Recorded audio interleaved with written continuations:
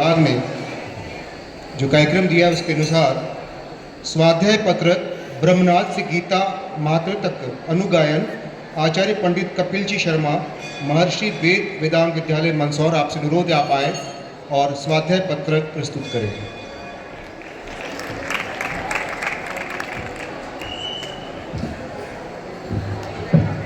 सभाभ्य सभापतिभ्यश्च नमो नमः। हरे कृष्णा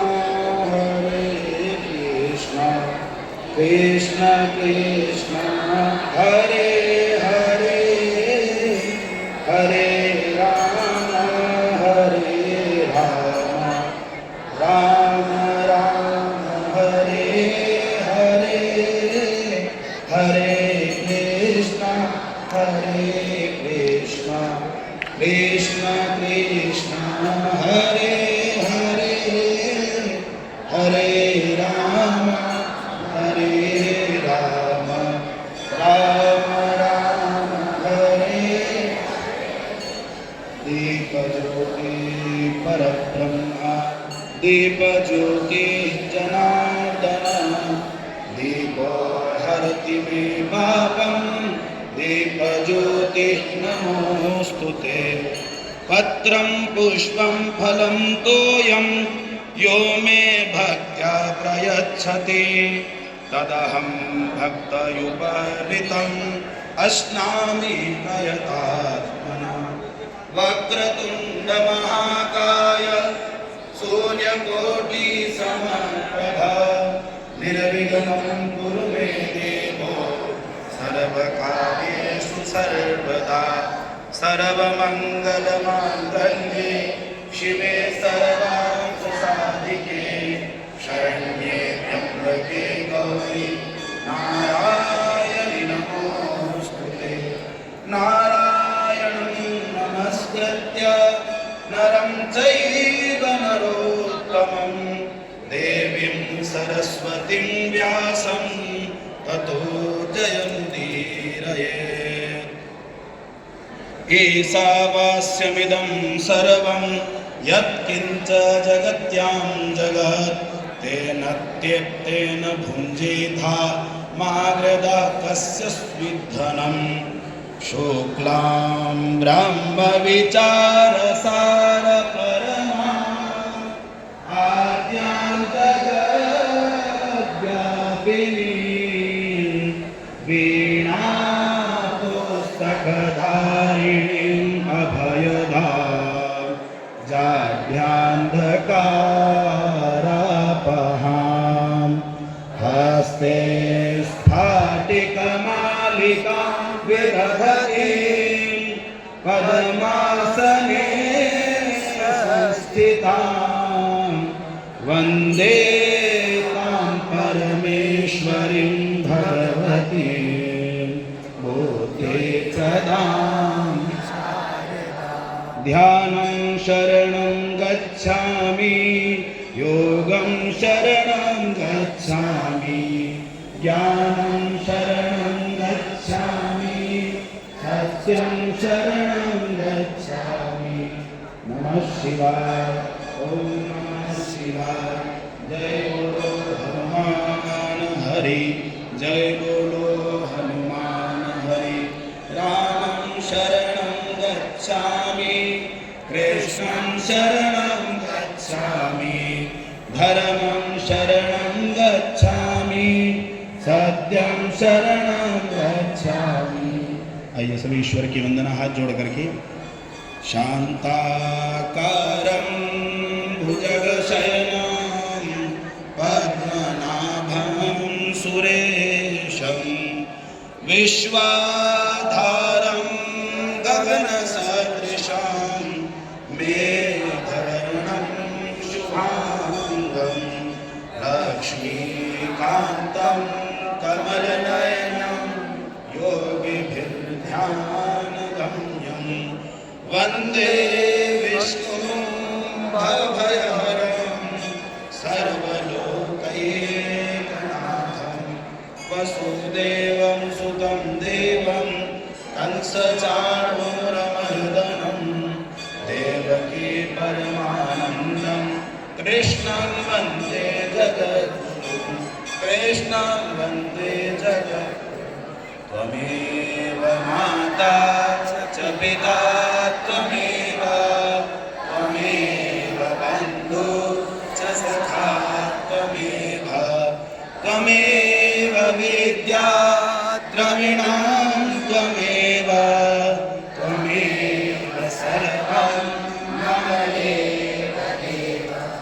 इसी के साथ में गीता महोत्सव है तो गुरु की वंदना विशेष यहाँ पर होती है क्योंकि गुरु ही सत्य का ज्ञान जीवन में प्रकाशित करते हैं। गुरु वंदना में हम प्रवेश करेंगे। अखंड मंडलाकारं व्याप्तं येन चराचरं तत्पदं दर्शितं येन तस्मै श्री गुरवे बंदहु गुरुपद पदुमपरागा सुरुचि सुबास सरस अनुरागा अमियमूरिमय चूरन चारु समन सकल भरुजि परिवारो सुकृति संभूतन विमल विभूति मंजुल मंगल मोद प्रसूति जनमन मंजु मुकुर मलहरी किए तिलक गुण कन बस करनी श्री गुरु पदन मणि गण ज्योति सुमिरत दिव्य दृष्टि अभोति सिया राममय सब जग जानी करम प्रणाम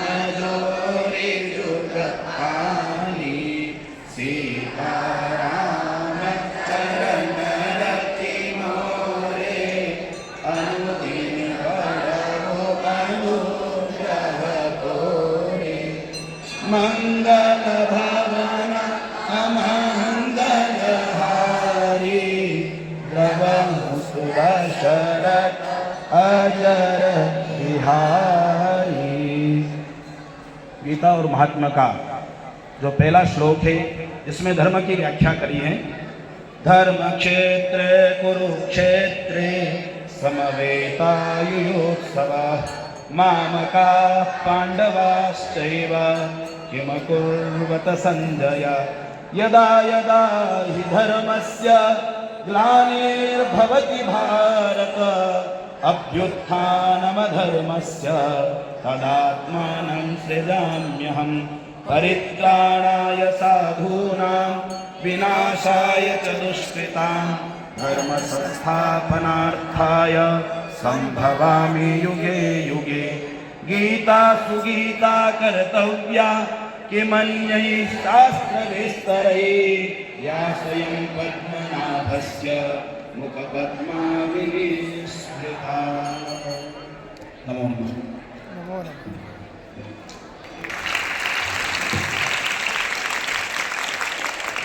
धन्यवाद। भागवत गीता ये पुस्तिका सभी विद्यार्थियों को मिली है।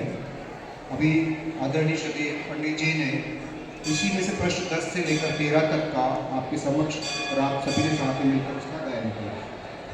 मैं अनुरोध करता हूँ संस्कृत पाठशाला के सभी बटुक और समस्त सदन से श्रीमद् भागवत गीता पाठ पंचदश अध्याय इसी पुस्तक के पृष्ठ 15 से 25 तक के लिए अनुरोध है। हमारे बटुक साथियों से कृपया प्रारंभ करें। ओम श्री परमात्मने नमः। श्रीमद्भगवद्गीता अथ पंचदशोऽध्यायः। श्रीभगवानुवाच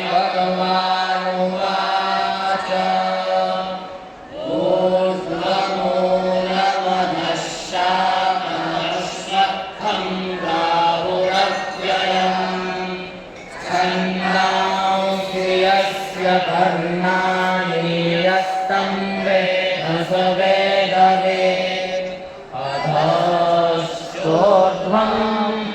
प्रसृतास्तस्य शाखा गुणा प्रवृद्धा ऋषया प्रवाला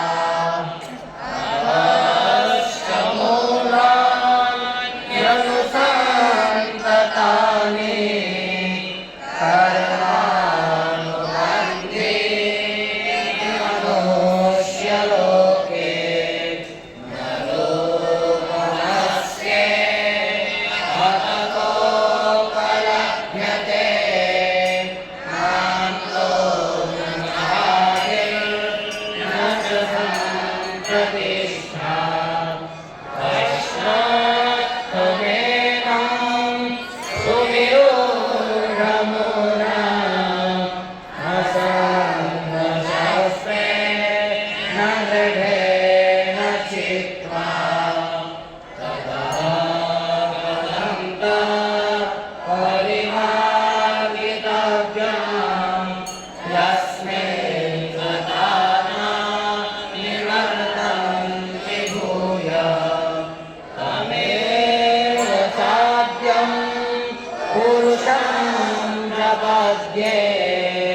यतः प्रवृत्ति रसता पुराणी निर्माणमोहा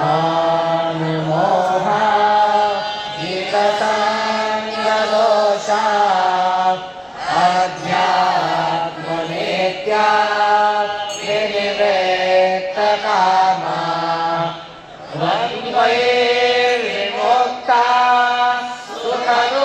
सुखदुःखसंज्ञे गच्छन्त्यमूढा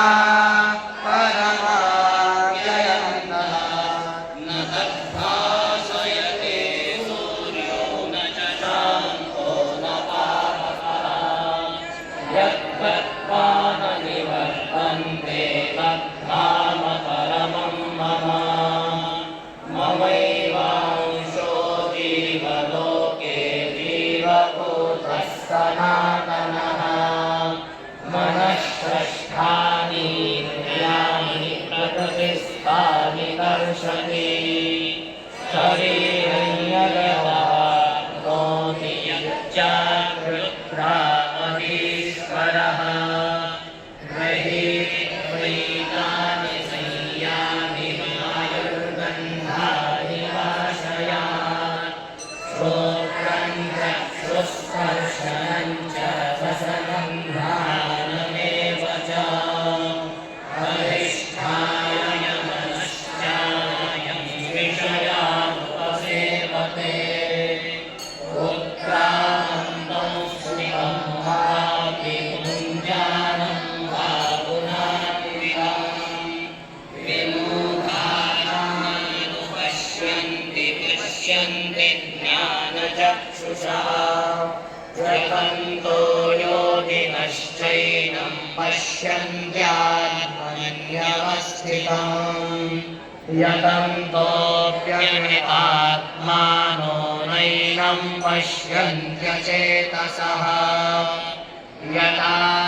यथादित्यनदन्ते योगदद्भासजलेहिनम् यच्चन्द्रमसि यच्चाग्नौ तत्तेजो विद्धि मामकम् कामाविश्यत भूतानि धारयाम्यहमोजसा पुष्णामि चौषधी सर्वा सोमो भारसात्मकः अहं वैश्वानरो भूत्वा प्राणिनां देहमाश्रितः प्राणानां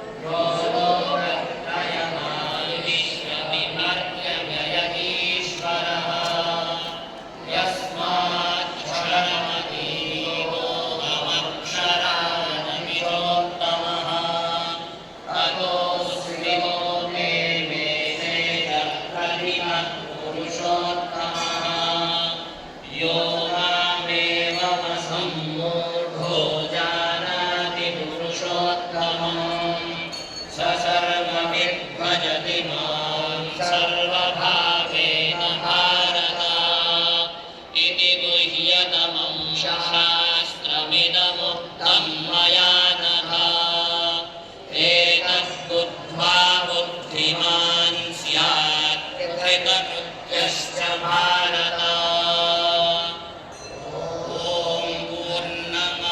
पूर्णमिदं पूर्णात् पूर्णमुदच्यते पूर्णस्य पूर्णमादाय पूर्णमेवावशिष्यते ॐ शान्ति शान्ति शान्तिः।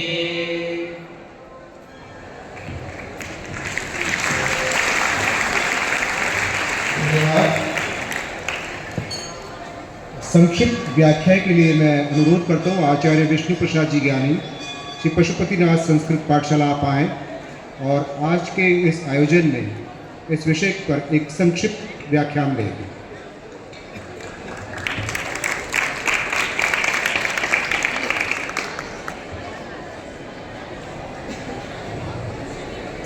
सिद्धान्तमोपनिषदं शुद्धान्तं परमेष्ठिनः शोणाधरं महाकिञ्चिद्वीणाधरमुपास्महे।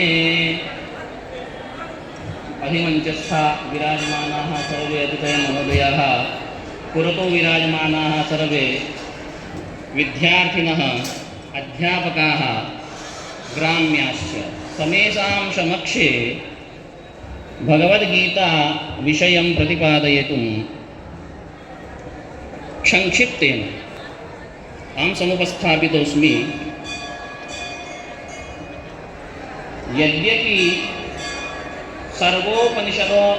सर्वोपनिषदा गावो दोग्धा गोपालनन्दनः, भगवता कृष्णेन उपनिषदां दुग्धरूपेण गीतामिदम् अस्माकं कृते समुपस्थापितं। तथापि यदा राष्ट्रः जनाः संसारस्य वर्षावर्षतः संलिप्तमाना दुह्यमाना प्रतप्यमानाः अभवन् तदा सर्वे संस्कृतस्य संरक्षणे आयान्ति। किन्तु यदा संस्कृतज्ञाः कष्टम् अनुभवन्ति, संघर्षणम् अनुभवन्ति, तदा ते गीताम् अनुसरन्ति। एवमेव गीतायाः वैशिष्ट्यं। संसार के लोग जब थक जाते हैं, पच जाते हैं, तब संस्कृत की ओर जाते हैं, लेकिन उसी संस्कृत को संभालने वाले जब थकते हैं तब उनके कंधों को ऊर्जा देने वाली यदि कोई विषय वस्तु है तो वो गीता है। ये गीता का वैशिष्ट्य है। यद्यपि समय का अभाव है, भवन्तः सर्वे चिरं प्रतीक्षमानाः सन्ति, आप लोग बहुत देर से प्रतीक्षा कर रहे हैं। आपके धैर्य को भी धन्यवाद है, क्योंकि गीता यही सिखाती है। गीता की पहली शिक्षा है डटे रहना। तस्मात् युद्धस्व कौन्तेय, पहले युद्ध करने के लिए तुमको चिढ़ना पड़ेगा, क्योंकि विपरीतानि पश्यामि निमित्तानि च पश्यामि विपरीतानि केशव। न्याय दृष्टया यदि मैं यहाँ विचार विमर्श करना प्रस्तुत करूँ तो निमित्त शब्द का यहाँ पर कारण लक्षण कोई विशेष प्रतिपादित नहीं होता, लेकिन जब निमित्त के लिए हम न्याय शास्त्र में जाते हैं तो वहाँ निमित्तम कारणम। अब कारण कितने होते, कहा दो कारण होते हैं। नित्यो उपादानस्य, एक तो नित्य कारण होता है और एक उपादान कारण होता है। तो नित्य कारण तो क्या है कि भगवान श्री कृष्ण का होना है नित्य कारण है गीता के प्रति, अर्जुन का होना नित्य कारण है। अनित्य कारण क्या है कि संजय और दुष्टराज जैसे नहीं भी होंगे तो भी गीता होगी, ये अनित्य कारण है। उपादान कारण जिसको बोला जाता है। तो मैं आप लोगों का ज्यादा समय नहीं लूंगा, एक श्लोक में मैं गीता का बोधितां भगवता नारायणेन स्वयं, भगवान श्री कृष्ण ने ये गीता पार्थ को सुनाई। व्यासेन ग्रथितां पुराण मुनिना मध्ये महाभारतम, और कहाँ सुनाई कि ये कहाँ लिखा हुआ है, तो कहा व्यासेन ग्रथिता, महर्षि वेद व्यास ने इसको महाभारत के षष्ठम सर्ग जिसको षष्ठम पर्व जिसको भीष्म पर्व कहा जाता है, उसके अवान्तर में गीता का उपदेश प्राप्त होता है। मध्ये महाभारतम अद्वैतामृतवर्षिणी, अभी क्या करती है गीता, क्या करती है, वृष्टि करती है। काहे की? अद्वैत की वृष्टि। इस संसार में जब अकर्मण्यता के महापारावारिण समुद्र में संसार थपेड़े खा रहा था, उस समय भगवान शंकराचार्य ने आकर के गीता हमारे सामने प्रस्तुत की। यद्यपि लिखी तो महर्षि वेदव्यास ने थी, लेकिन सब भूल गए थे। और वापस इस गीता को स्थापित करने का जो श्रेय जाता है भगवान शंकराचार्य को। तो यहाँ पर वेदांत के कई अंश हैं। द्वैत, द्वैताद्वैत, विशिष्टाद्वैत, ऐसे कई सिद्धांत के प्रतिपादन हुए हैं, कई संप्रदाय में हुए हैं, लेकिन गीता संप्रदाय से भी ऊपर मानी जाती है। तो अद्वैतामृत वर्षिणी भगवती अष्टादशाध्यायिनी वाम अनुसरामि अम्ब भगवती संसारनाथामहम्। यानी कि भगवती गीता 18 अध्याय वाली है और संसार से दोष को, द्वेष को नाश करने वाली है। तो महाभारत के अवान्तर भीष्म पर्व में गीता का उपदेश प्राप्त होता है। भगवान शंकराचार्य ने इस गीता को हमारे सामने पुनः उपस्थापित किया 2500 वर्ष पूर्व। तो ये गीता का वैशिष्ट है, इतना ही करके मैं आपको आगे बताऊंगा।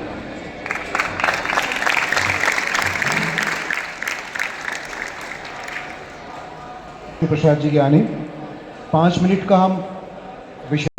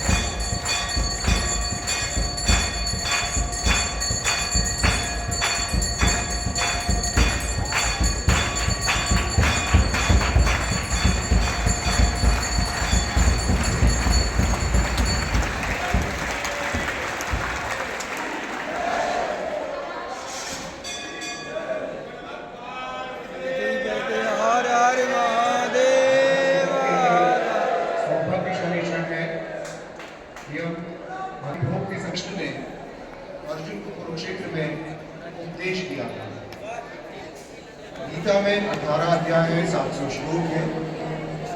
इन पर प्रकाश डालने के लिए मैं आमंत्रित करता हूँ पंडित श्री ओम प्रकाश जी दवे आचार्य जी, आप आए संक्षेप में अपनी बात करें। पंडित ओम प्रकाश जी अभी रुक विराजित भगवान पशुपतिनाथ के श्री चरणों को वंदन करता हुआ मंच पर विराजित समस्त गणमान्य जन, विद्वजन और मेरे सम्मुख विराजित समस्त भैया बहनों को मैं गीता जयंती के इस पावन पर्व पर आप सभी को प्रणाम करता हूं। आप सबको मैं वंदन करता हूं। कुछ शुभ हो रहा है, इसका संकेत और इसका उद्घोष हो रहा है। कुछ शुभ हो रहा है, इसका उद्घोष और इसका संकेत मिल रहा है कि आज के इस युग में अगर ऐसे मोक्षदा एकादशी के पर्व पर, गीता जयंती पर और गीता को अगर शिवना के तट पर लाया जाए तो इससे बड़े भाग्यशाली कम से कम मैं तो अपने आप को मान रहा हूं। आप कितने मान रहे हैं ये मैं आप पे छोड़ रहा हूं। परम आदरणीय यशपाल जी यहाँ विराजमान है। हर कोई धन से तो हर आदमी जीता है, संसार के पदार्थों से हर आदमी जीता है। कोई राजपाल हो सकता है, कोई और किसी का हो सकता है। यशेत जीवेत, पर यशपाल जी यश से जीना बहुत कठिन है। मेरे पिताजी की उम्र 100 वर्ष है, 101वां वर्ष में वो प्रवेश है। यशपाल जी परम श्रद्धेय मेरे, वो अच्छी तरह से जानते हैं। जब मैंने उनसे कहा कि मैं गीता जयंती पे पशुपतिनाथ के चरणों में कुछ सनातन धर्म का कुछ शुभ संकेत के लिए जा रहा हूं, सबसे ज्यादा प्रसन्नता उनको हुई है। मैं 6 मिनट में अपनी बात को समाप्त कर दूंगा, आप अपनी घड़ी मिला लें। 4 प्रकार की कृपाएं हैं। एक ईश्वर कृपा, एक शास्त्र कृपा, एक गुरु कृपा और एक आत्म कृपा। हमारे महापुरुषों ने यह निवेदन किया है कि ईश्वर की कृपा सब पे बराबर है, शास्त्र की कृपा सब पर बराबर है, गुरु की कृपा भी सब पे बराबर है। जिस दिन व्यक्ति अपने आप पर कृपा करना सीख जाएगा, उस दिन वो जगत में अपने आप को विजय घोषित करने के लिए प्रयास करने लग जाएगा, सफलता प्राप्त करने का। आत्म कृपा, अपने ऊपर कृपा करना, बस गीता यहीं से प्रारंभ होती है। जब कुरुक्षेत्र के मैदान में आमने सामने सेनाएं थी, पता नहीं कैसे अर्जुन को विषाद हो गया, विषाद हो गया। ध्यान दीजिएगा मेरी बात पर।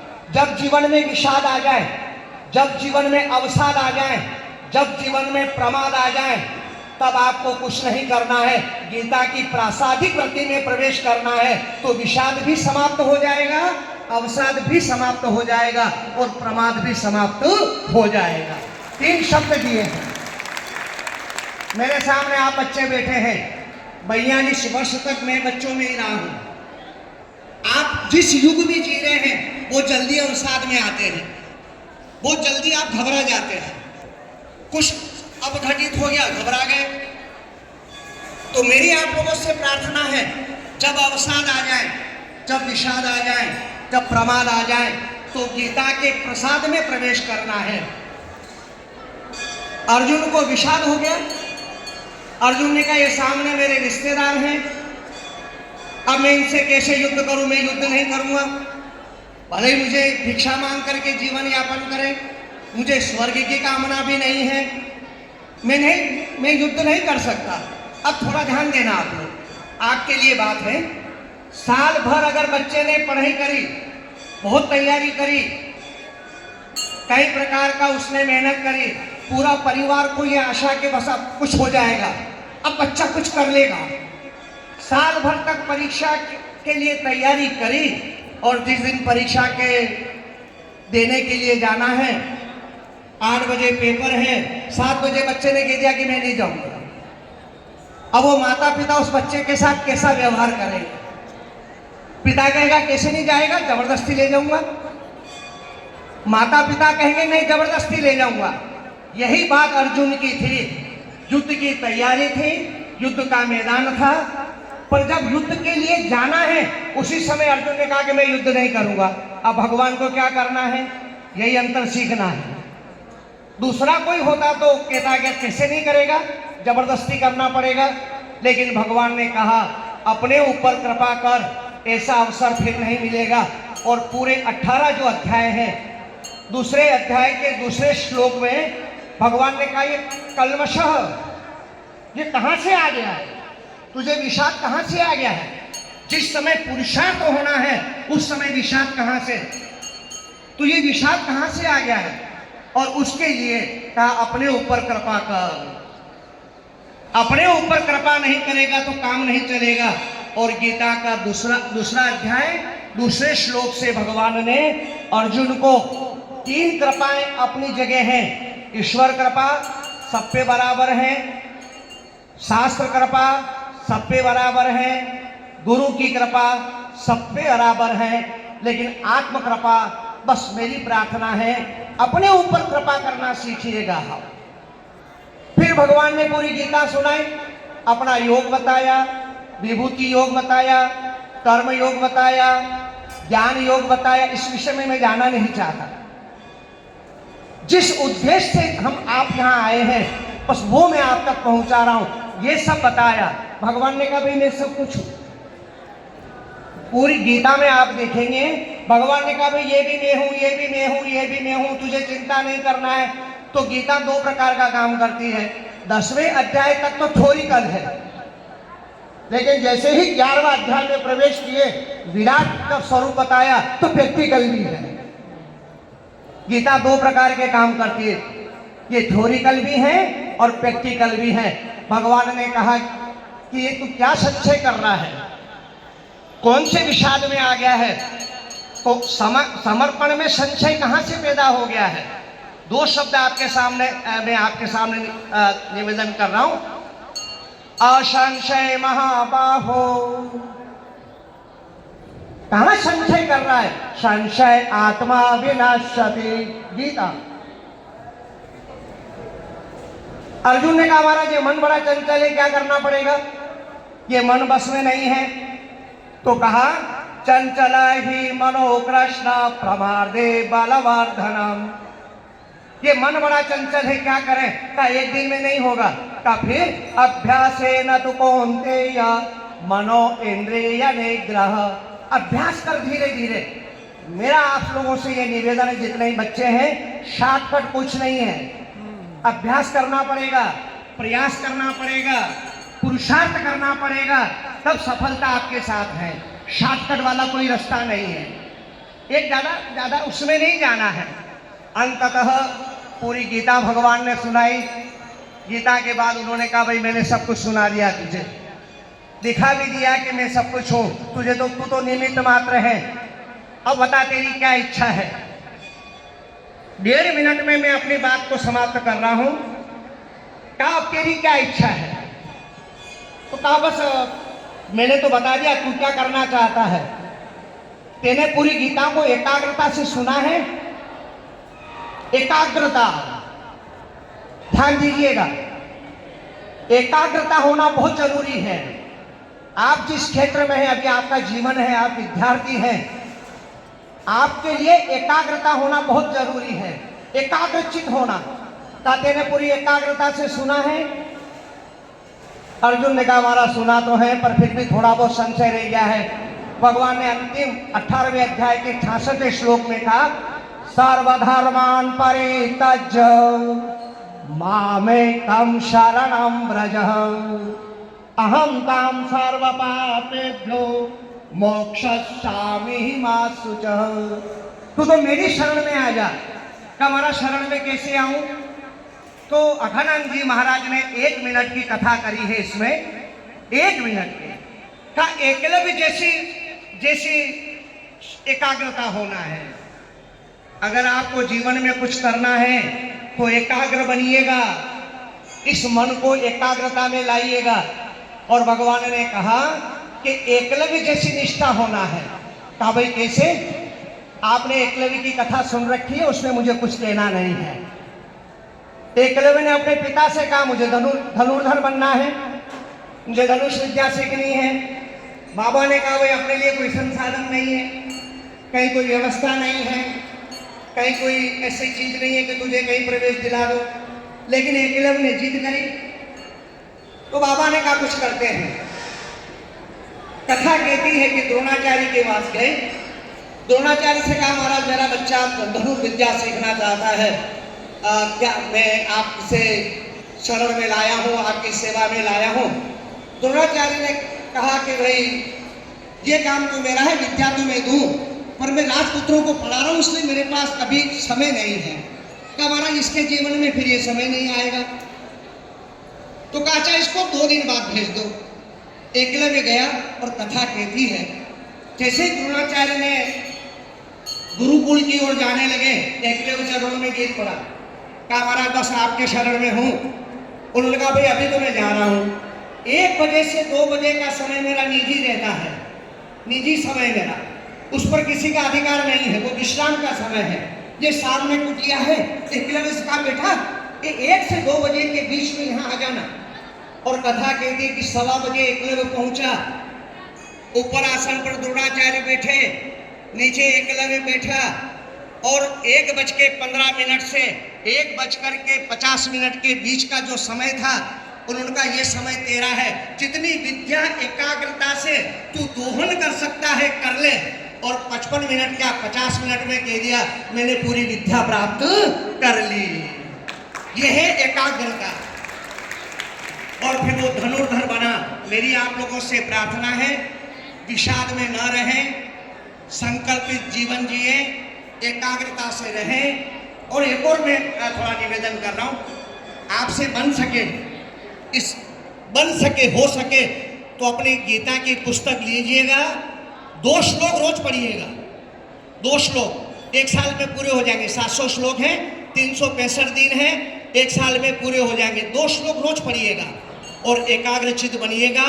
गीता कोई दर्शन नहीं है, गीता कोई शास्त्र नहीं है, गीता तो जीवन जीने की कला है कि जीवन को कैसा जिया जाए। मैं सबके प्रति शुभकामना व्यक्त करता हूं। बहुत बहुत धन्यवाद। धन्यवाद पंडित श्री ओम प्रकाश जी दवे, आपके संबोधन के लिए। अनुरोध है पंडित श्री दर्शक भाई जी, भागवताचार्य जी आप आए और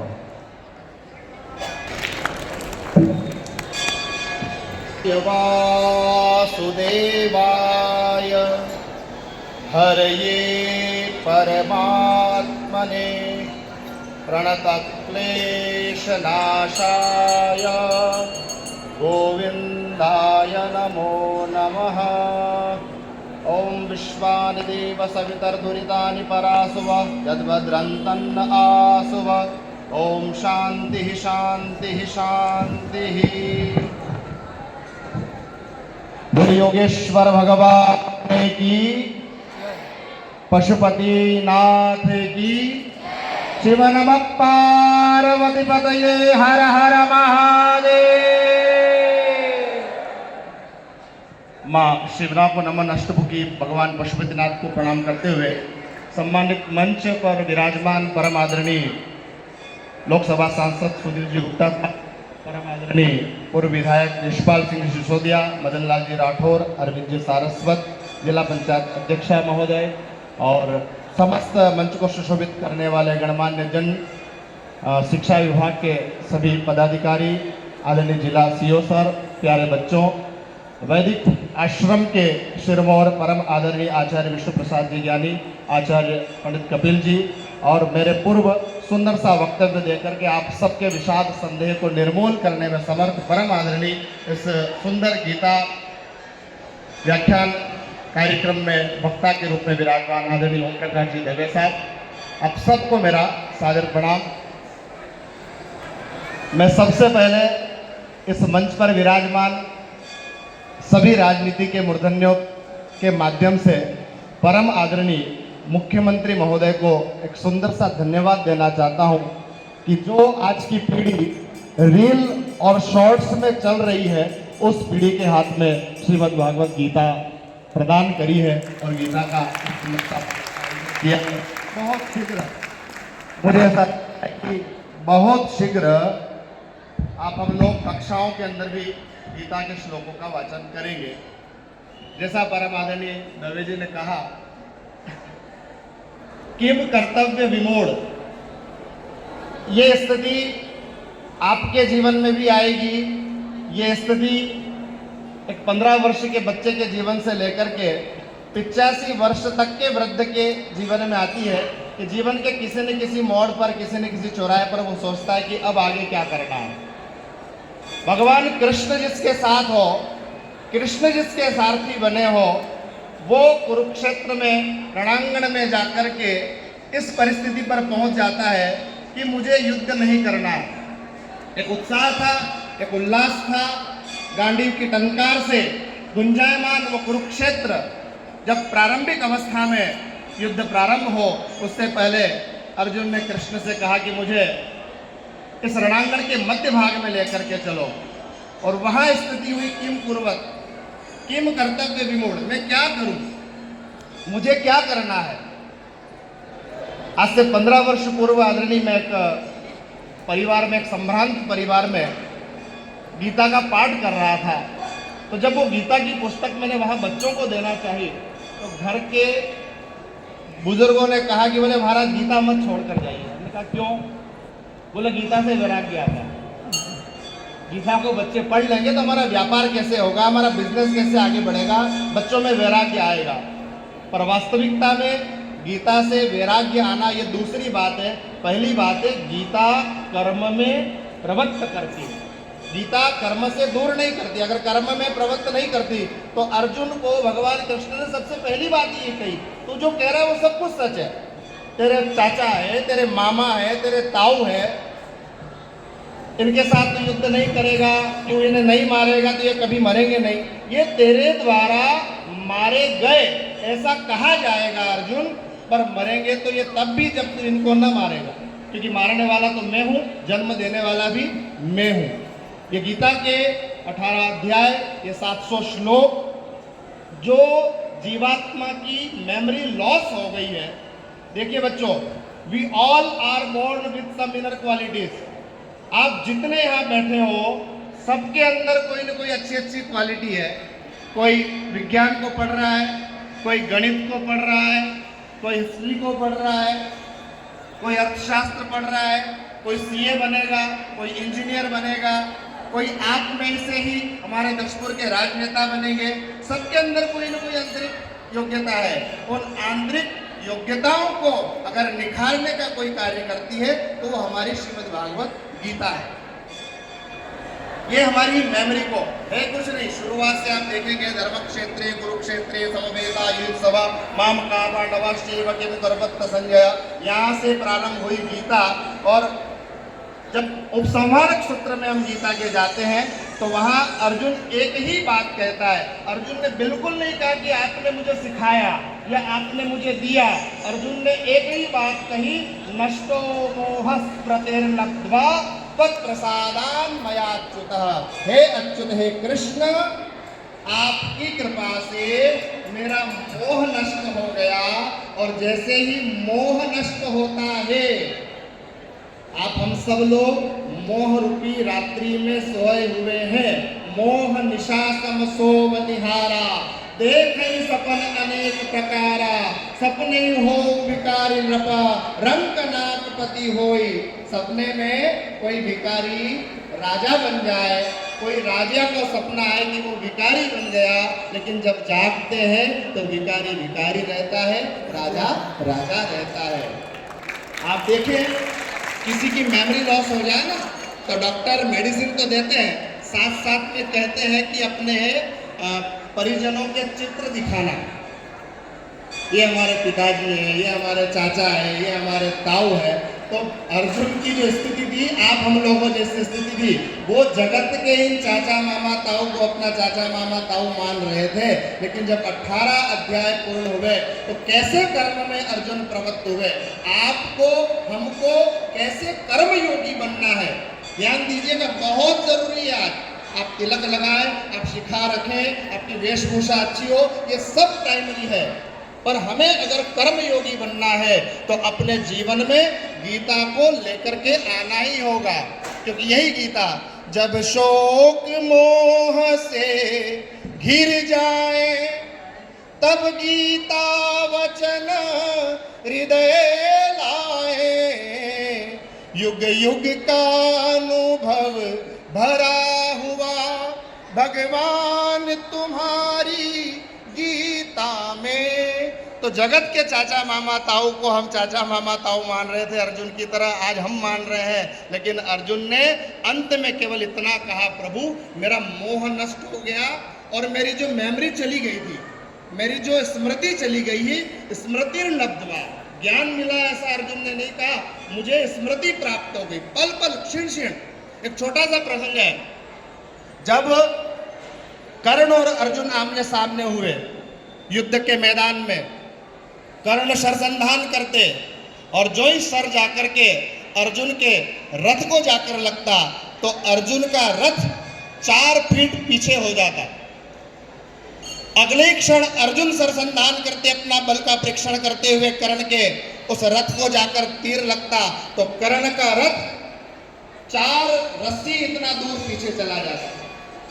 और कर्ण का रथ जब पीछे जाता है तो भगवान कृष्ण अर्जुन की प्रशंसा नहीं करते, लेकिन जब अर्जुन का रथ 4 उंगल पीछे चला जाता, उसी समय कर्ण की बुरी बुरी प्रशंसा भगवान कृष्ण करते। एक आपका जिसके आप आश्रित हो, वो आश्रित आपको किस ढंग से टैकल करता है, ये गीता हमको सिखाती है। जब 4-5 बार ये प्रक्रिया हुई, कर्ण की प्रशंसा करी, तो अर्जुन पूछ बैठे, प्रभु ये तो बड़ा अविवेक मुझे लग रहा है, आप अन्याय मेरे साथ कर रहे हैं। मेरे बल का परीक्षण होता है, कर्ण का रथ 4 रस्सी पीछे चला जाता है, और कर्ण का जब सरसंधान होता है मेरा रथ 4 उंगल पीछे जाता है, आप प्रशंसा कर्ण की करते हैं। भगवान कृष्ण ने कहा, अर्जुन तुम्हारे रथ पर स्वयं योगेश्वर कृष्ण सारथी के रूप में बैठा है, तुम्हारे रथ की ध्वजा पर भगवान अनंत बलवंत हनुमंत लाल जी बैठे हैं। कर्ण का रथ 4 रस्सी पीछे चला जाए, ये तुम्हारे बल का सामर्थ्य है, इसमें कोई संशय नहीं। लेकिन तुम्हारा रथ जिस पर कृष्ण बैठा है, तुम्हारे रथ की ध्वजा जिस पर अनंत बलवंत हनुमंत लाल बैठे हैं, वो रथ अगर कर्ण के बाण से 4 उंगल पीछे चला जाए तो कर्ण की प्रशंसा तुमसे अधिक बनती है, ज्यादा बनती है। कर्म में लिप्त होना, किस समय प्रशंसा करना है, किस समय उत्साह देना है, ये सब हमको आपको गीता बताती है। मेरा पुनः निवेदन, ये गीता जयंती का उत्सव, मोक्षदा एकादशी का उत्सव एक दिन में सिमट कर न रह जाए। आप सबको पुस्तक मिली है, अपने जीवन में परम लक्ष्य को प्राप्त करना है। आप जो बनना चाहें, आप सीए बने, डॉक्टर बने, इंजीनियर बने, उच्च पदाधिकारी बने, राजनेता बने, एक अच्छे इंसान अगर आपको बनना है तो आपको गीता के इस 15वें अध्याय का आश्रय करना है, रोज पाठ करना है। आज इस सुंदर से अवसर पर मुझे यहाँ इस पशुपतिनाथ की पावन धरा पर, पशुपतिनाथ की गोद में, और बड़ा सुंदर स्थान का चयन है। आप हम लोग सामान्य जगह नहीं बैठे हैं, हम तो फिर भी आपके सम्मुख हैं, पर आप जितने यहाँ बच्चे बैठे हैं सब के सब भगवान पशुपतिनाथ की गोद में बैठ करके गीता का पाठ आज किए हैं। सबको साधुवाद, पुनः मंच को प्रणाम। जय सिया राम। भाई जी, मध्य प्रदेश शासन गीता महोत्सव कुरुक्षेत्र हरियाणा में, जहाँ ये संवाद हुआ श्री कृष्ण और अर्जुन जी के बीच, इसके अलावा उज्जैन, इंदौर, कई स्थानों पर आज आयोजन है। इसके अलावा मध्य प्रदेश के सभी संभागीय मुख्यालय, जिला मुख्यालय, ग्राम पंचायतों में भी गीता महोत्सव का आयोजन किया गया है। भारत का विदेश मंत्रालय दुनिया के 40 देशों में आज गीता महोत्सव का आयोजन कर रहा है। मैं आमंत्रित करता हूं हमारे मंदसौर क्षेत्र के पूर्व वरिष्ठ विधायक माननीय श्री यशपाल सिंह जी सिसोदिया सर, सब आप आएँ और हम सभी को इस महोत्सव पर अपना उद्बोधन प्रदान करें। इसके पूर्व मैं इस कार्यक्रम के नोडल अधिकारी डॉक्टर जे.एस. दुबे साहब से अनुरोध करूंगा, नगर पालिका परिषद मंदसौर की माननीय अध्यक्षा श्रीमती रवा देवी बंशीलाल जी गुर्जर उपस्थित हैं, आपका स्वागत करें।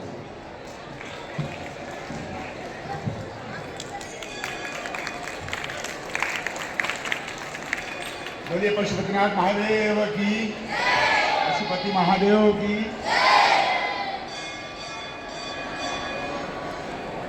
सम्मानित सांसद जी, श्री सुधीर गुप्ता जी, जिला पंचायत के अध्यक्ष महोदया श्रीमती दुर्गा देवी जी, नगर पालिका परिषद मंदसौर के अध्यक्ष श्रीमती रमा जी, आदरणीय दवे जी, आदरणीय दर्शक भाई जी, आदरणीय मदन जी, सम्मानित मंच, साथियों, मित्रों, भाइयों और बहनों, हम विराजित हैं पशुपतिनाथ महादेव के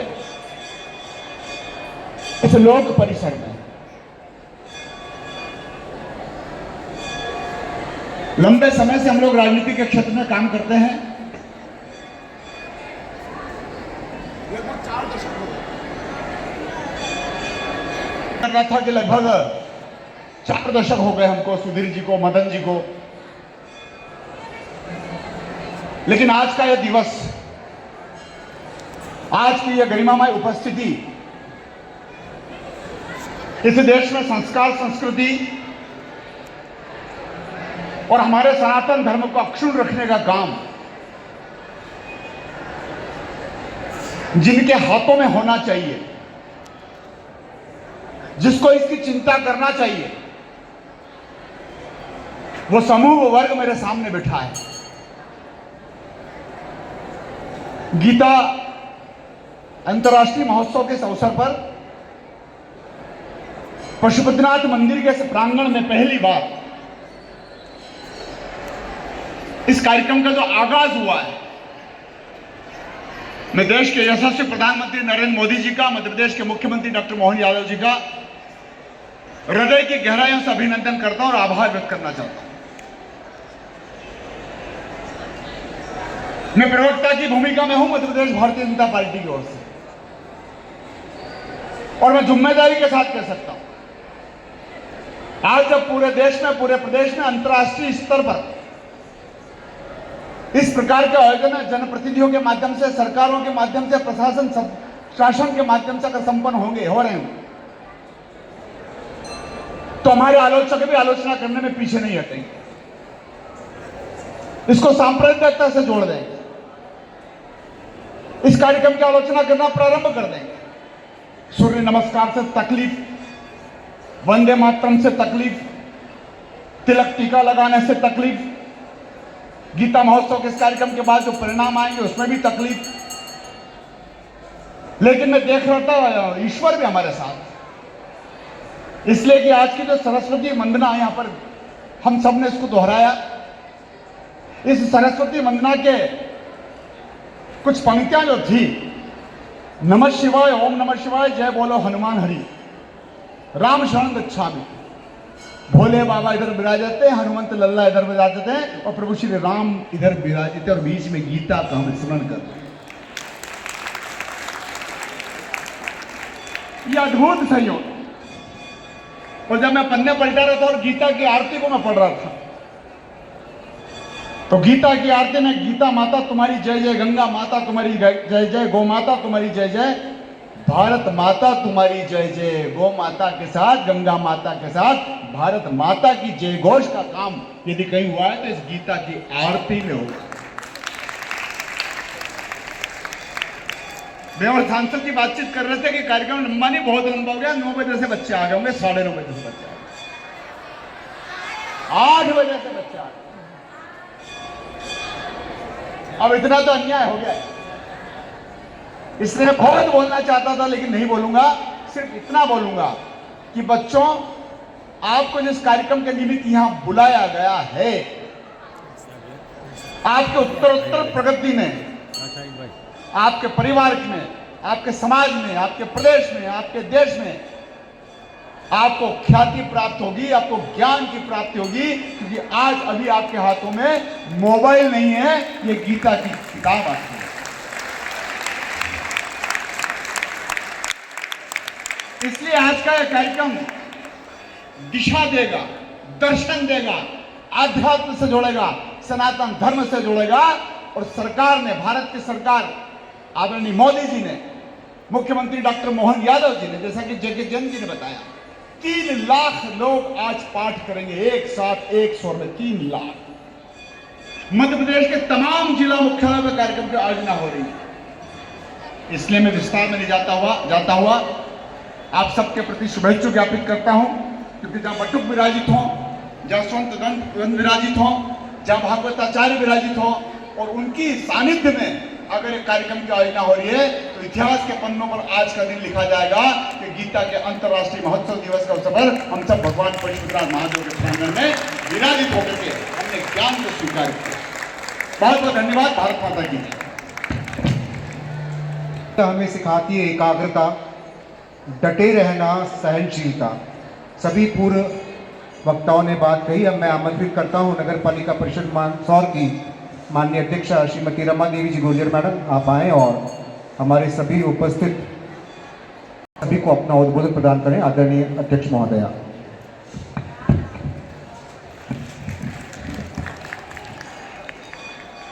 भगवान पशुपतिनाथ के चरणों में नमन करते हुए आज गीता महोत्सव में पधारे हमारे मंच पे विराजित हमारे सांसद महोदय, हमारे गुरुजी भाई साहब जी और हमारे विधायक जी भाई साहब यशपाल जी सिसोदिया जी, जिला पंचायत के अध्यक्ष बहन दुर्गा जी पाटीदार और समस्त मंच पे विराजित मेरे सभी सम्माननीय, आप सब सामने विराजित सभी गुरुजन, सभी बच्चे और बाहर से पधारे सभी हमारे सभी गुरुजन, आज वास्तव में हम सब के लिए बड़ा ही पवित्र दिवस है और बड़ा ही पवित्र ये महोत्सव मनाया जा रहा है। इस अवसर पे मैं आप सबको बहुत बहुत शुभकामनाएं देती हूँ और गीता से जो हमें ज्ञान मिलता है, हमें सीखने को मिलता है कि हमारे जीवन में एकाग्रता बनी रहे, हमेशा हम सच के साथ रहें और अपने कार्य के प्रति, अपनी जिम्मेदारी के प्रति कर्तव्यनिष्ठ रहें। इन्हीं शुभकामनाओं के साथ आज सबका बहुत बहुत एक बार पुनः बहुत बहुत शुभकामनाएं। धन्यवाद। भारत माता की जय। माननीय श्रीमती दुर्गा देवी जी पाटीदार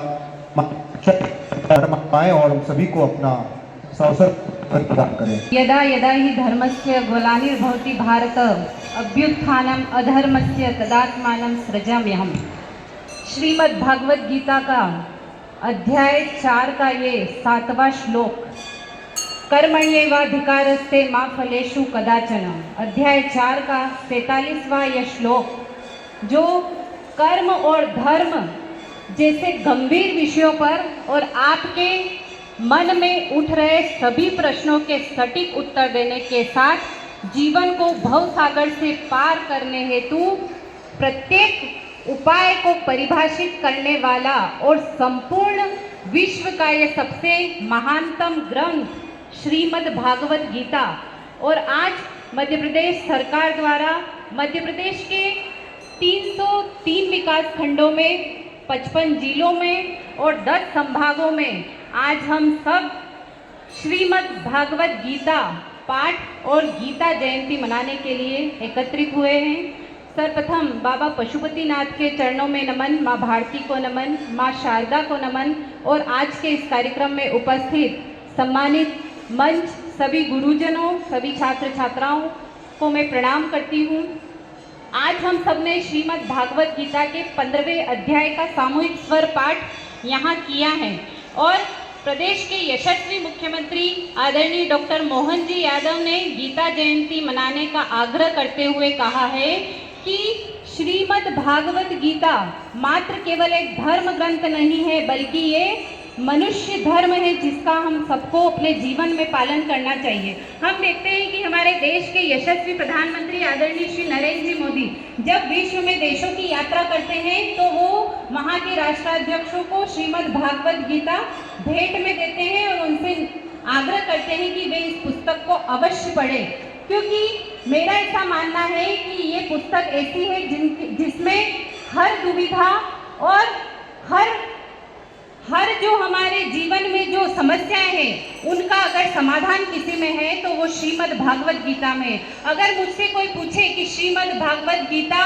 का वर्णन एक वाक्य में कीजिए तो मैं यही कहना चाहूँगी कि 33,99,999 योनियों के बाद हम सबको मनुष्य जीवन मिला है और इस जीवन को श्रेष्ठता से जीना ही श्रीमद् भागवत गीता का संदेश है। और हमारी सरकार का भी ये उद्देश्य है कि श्रीमद् भागवत गीता का जो संदेश है वो समाज के हर वर्ग तक पहुंचे और उसे नैतिकता, सांस्कृतिकता और आध्यात्मिकता के मूल्यों से उस माध्यम से जोड़ना ही हमारी सरकार का प्रयास है। आज मैं एक बात और इस मंच के माध्यम से कहना चाहूंगी कि आपकी आस्था की परीक्षा तभी होती है जब ईश्वर के प्रति, जब आप ईश्वर से कोई इच्छित वस्तु मांगते हैं और वो आपको नहीं मिलती है।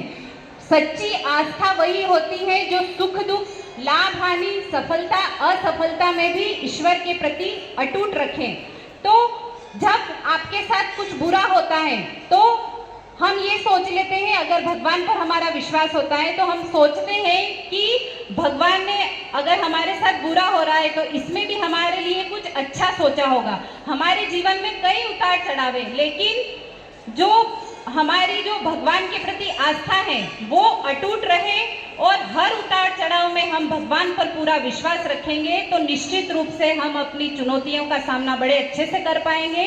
अंत में मैं भागवत गीता के दूसरे अध्याय से लिया गया श्लोक, जो भागवत गीता का 23वां श्लोक है, जो ये बताता है कि आत्मा और परमात्मा का जो मिलन है वो इस श्लोक के माध्यम से परिलक्षित होता है। नैनम छिद्दन्ति शस्त्राणि नैनम दहति पावक न चैनम क्लेदयन्त्यापो न शोषयति मारुत। बहुत बहुत धन्यवाद।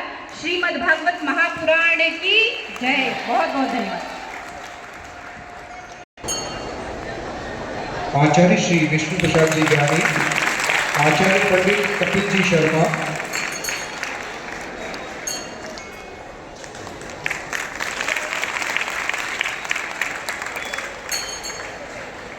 आचार्य पंडित श्री कपिल जी शर्मा, पंडित श्री दर्शक भाई जी,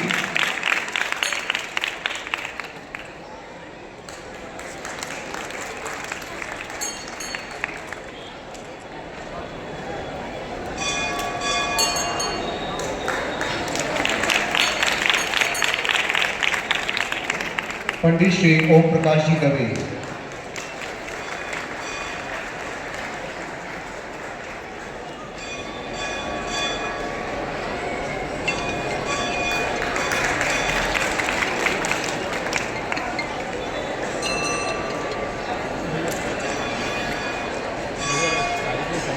पंडित श्री दर्शक भाई जी, भागवताचार्य जी, पंडित श्री ओम प्रकाश जी दवे,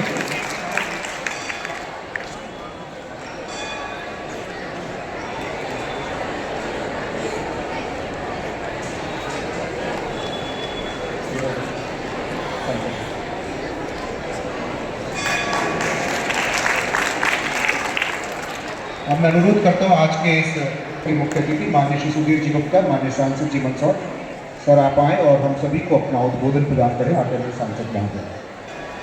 पहला काम तो ये करना है कि जो बच्चे इतनी देर से बैठे हैं ना, उनके लिए कुछ ताली वाली हो जाए।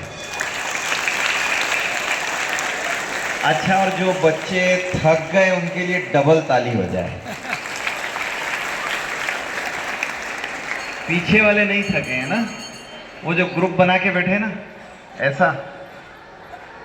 हाँ, अच्छा, मैं यहां से सबको देख रहा हूं, ठीक है, लास्ट टू लास्ट। अच्छा, मंच पर दशरथ भाई जी किधर बैठे हैं, कौन बताएगा? देखो भाई जी, अब खड़े हो जाओ, जरा ताली बजाओ। मजा आ गया ना? तो मैं सबके नाम नहीं ले रहा हूं, यहाँ सारे आचार्य बैठे हैं, हमारे विधायक जी हैं, जिला पंचायत की अध्यक्षा है, नगर पालिका की अध्यक्षा बहन है, उपाध्यक्षा बहन है, ये हमारे पार्टी के भी वरिष्ठ बैठे हैं, मंडल अध्यक्ष जी हैं, जिले के महामंत्री, और सब बच्चे बड़ी संख्या में बैठे हैं। और आज सवेरे से मूड बना के आए हैं कि बात होगी तो गीता पर ही होगी। बजाओ ताली। अब देखो, एक बात है, अपन सब भारत के निवासी हैं और हमारे जितने पुरखे हैं ना, सब या तो विद्वान हैं या वैज्ञानिक हैं।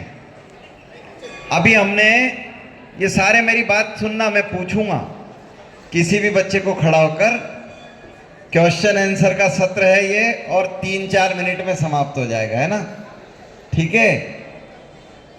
तो अभी हमने सब ने पढ़ा होगा कि भारत में जितने शिव मंदिर बने हैं वो देशांतर रेखा पर हैं। कौन सी रेखा पर हैं?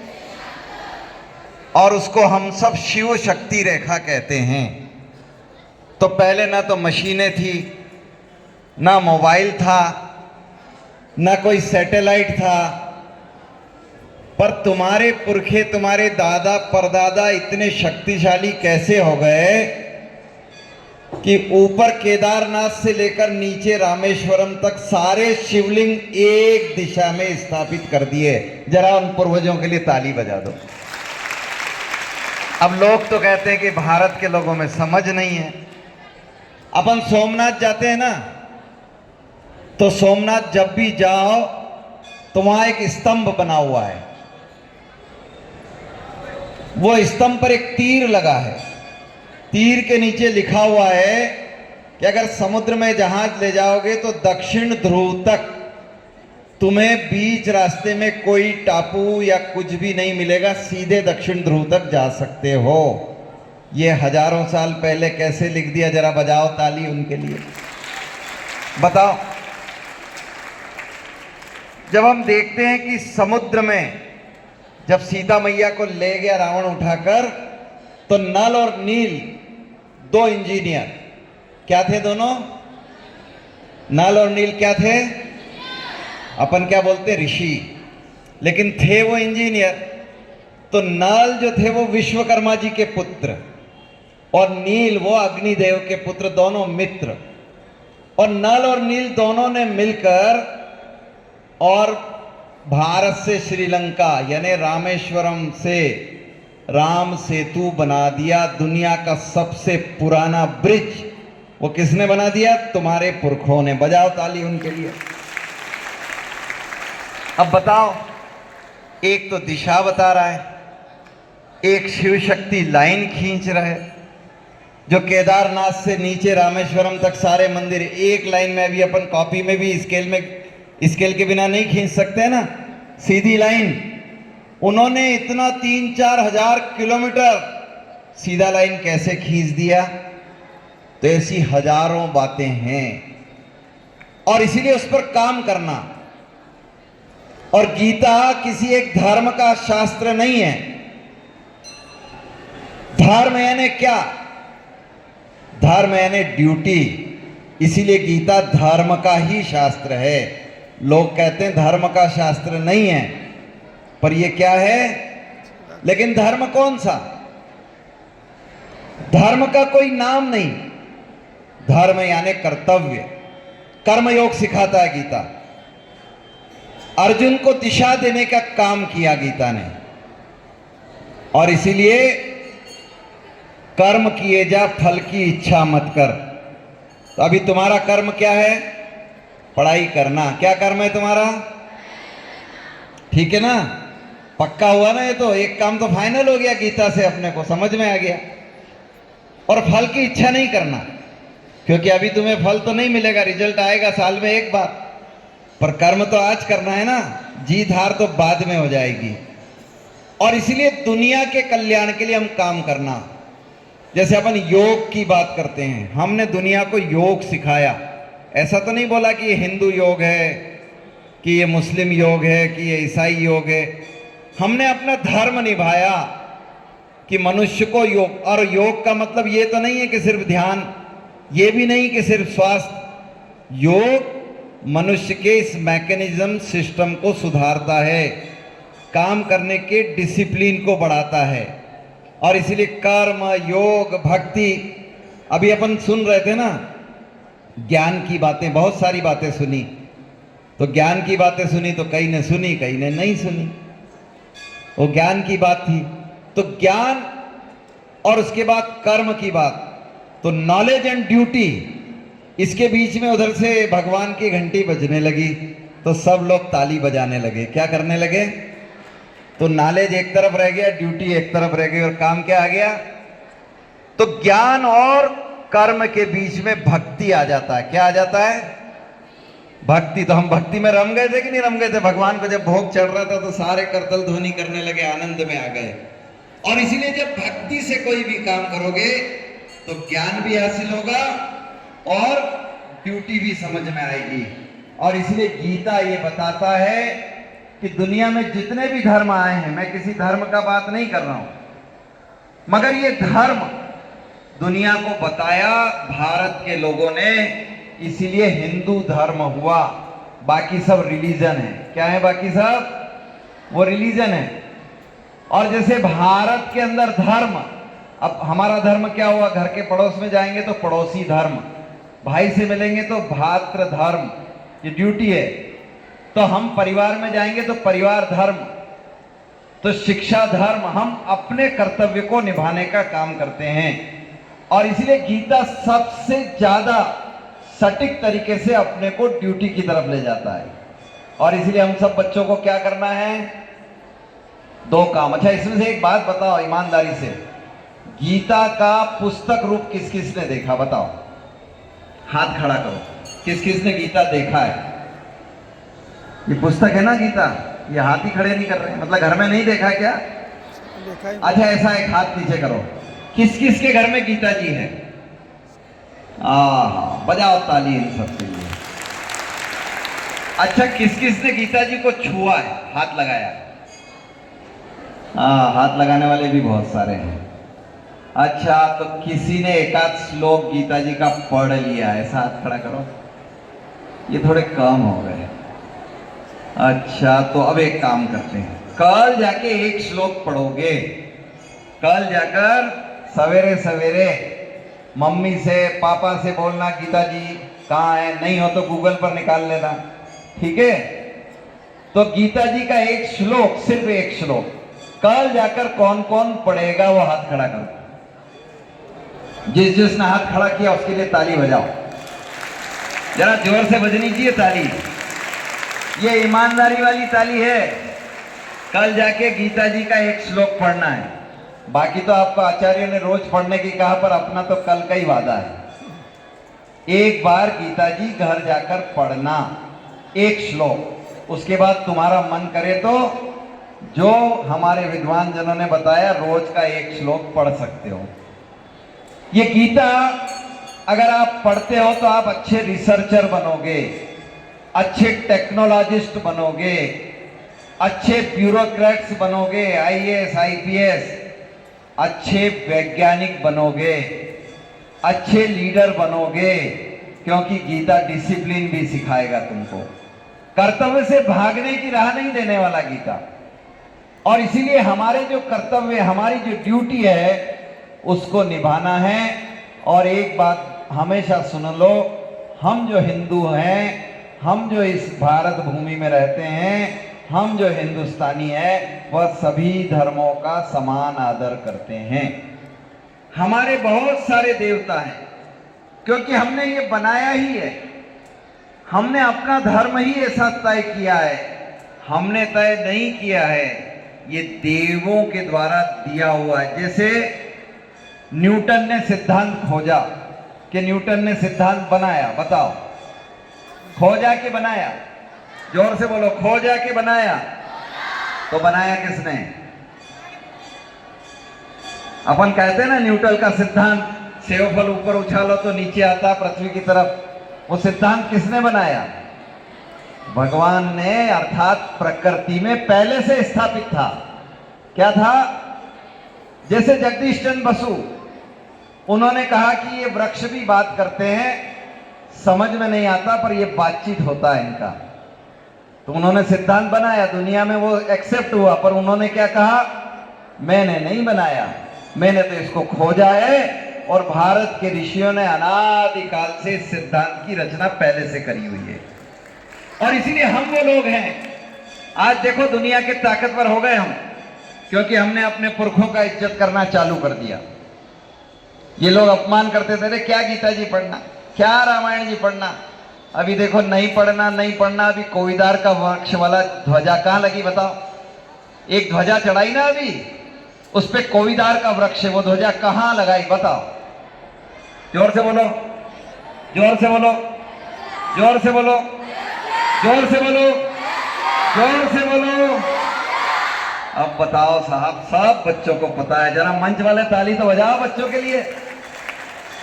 इन सब बच्चों को पता है। और देखो कोविदार के 4 वृक्ष भी अयोध्या में मिल गए थे, और ये वृक्ष ध्वजा पर निशानी जब भरत जी आ रहे थे तो लक्ष्मण जी गुस्से में उन्होंने प्रत्यंचा चढ़ा ली थी।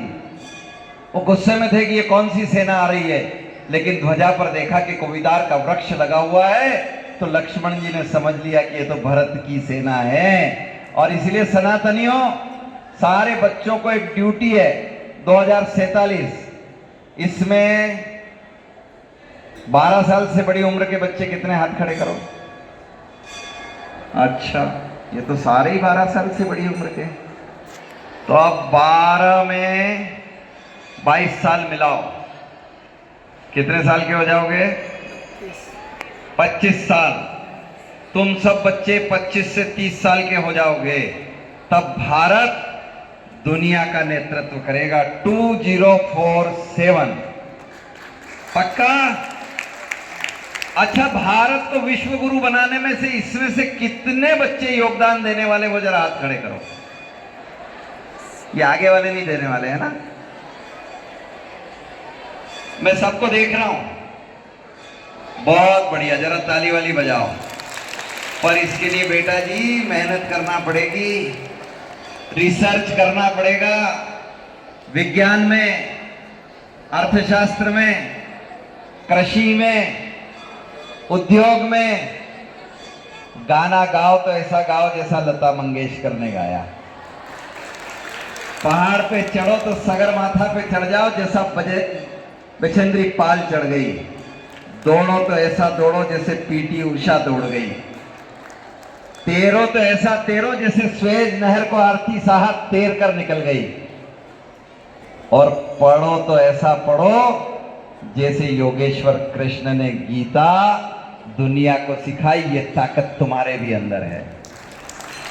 और आज से घर जाओ, माता पिता से गीता जी मंगवाओ, न हो तो पूजा में रखो पवित्र भाव से, और कल एक श्लोक पढ़ना।